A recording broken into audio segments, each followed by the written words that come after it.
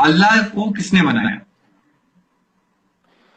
अल्लाह को किसी ने भी नहीं बनाया। ये क्या सवाल हुआ कि क्रिएटर को अगर किसी दूसरे क्रिएटर ने बनाया हो तो उसको क्रिएटर को कहेंगे, वो खुद क्रिएशन है।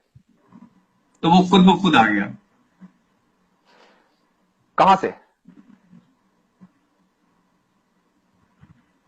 वही मैं कह रहा हूं कि वो उसका एग्जिस्टेंस क्या है? हाँ, नहीं, मैंने पूछा आपसे, आपने कहा वो खुद ब खुद आ गया, कहां से?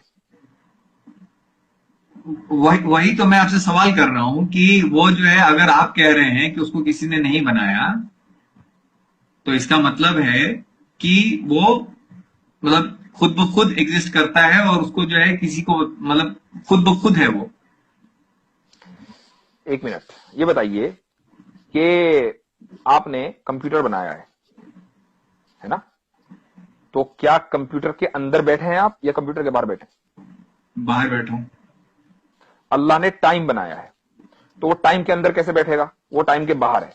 अल्लाह ने स्पेस बनाया है, ये जो पूरा मकान है, पूरा यूनिवर्स है, वो यूनिवर्स में क्यों बैठेगा? वो यूनिवर्स के बाहर है। तो जब वो टाइम बनाने के बाद टाइम से बाहर है, तो आप उसको ये नहीं कह सकते कि वो फला टाइम में तो था, उससे पहले नहीं था।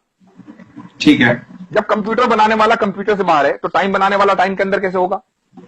ठीक है, तो बट उसका भी तो एक टाइम होगा ना, उसका भी तो एक स्पेस होगा जिसमें वो है। ये क्या बात हुई? अभी मैंने आपसे कहा कि जब कंप्यूटर बनाने वाला कंप्यूटर में नहीं है, तो टाइम बनाने वाला टाइम में नहीं है, टाइम से पहले है।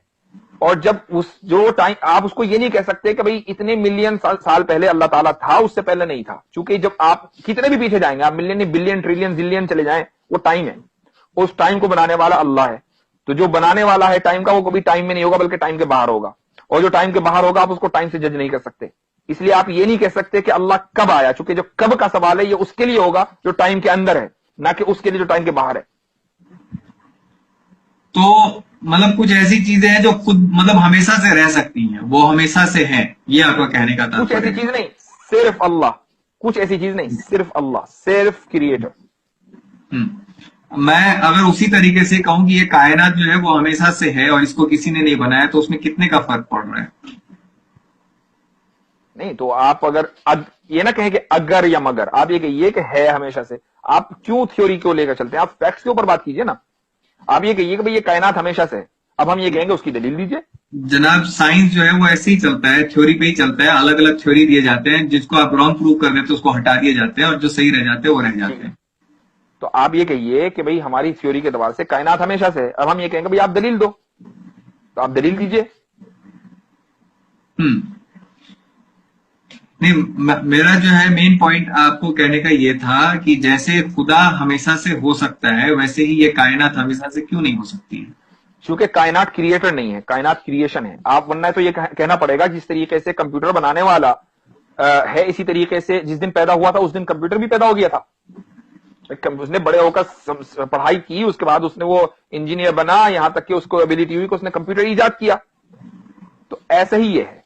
तो अल्लाह, कायनात हमारे लिए क्रिएटर नहीं है, क्रिएशन है। उसके लिए जरूरत है कि एक टाइम से वो शुरू हो। ठीक है, एक टाइम से वो शुरू होगा और उसी को हम क्रिएशन पॉइंट कहेंगे। अल्लाह क्रिएट है, वो टाइम बाउंड नहीं है। ठीक है, वो टाइम बाउंड नहीं है।